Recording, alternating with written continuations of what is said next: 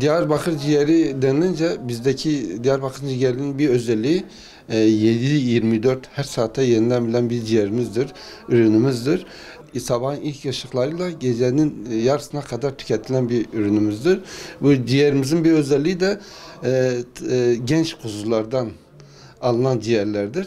Hani diğer illere ve diğer şeylere baktığımız zaman genelde dana ciğeri kullanıyor. Diyarbakır'ı işte ön plana çıkaran kuzu ciğerinin taze olmasıdır.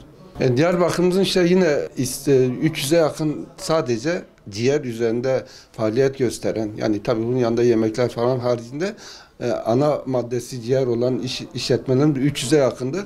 Bu 300'ün yanında da 5000'e yakın istihdam sağlamaktadır. Diyarbakır ciğeri deyince aslında Diyarbakır denilince tarihi mekanlarımız anlamına gelen, turizm anlamında mekanlarımıza gelen yerli yabancı turistler bu son yıllarda, özellikle son 3-4 yıl içerisinde bir de gastronomi turizmi oluşmaya başladı.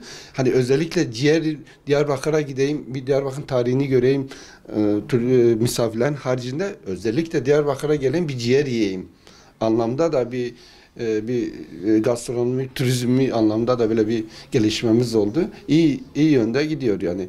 Tercih edilen bir üründür. Diyarbakır'a yerli yabancı kim gelirse gelsin mutlaka bir ciğerimizi yer. Diyarbakır'da bir de Diyarbakır'ın her zaman ciğer diyoruz. 2022 yılında coğrafi tescil işaret belgesi alan bir ürünümüz oldu.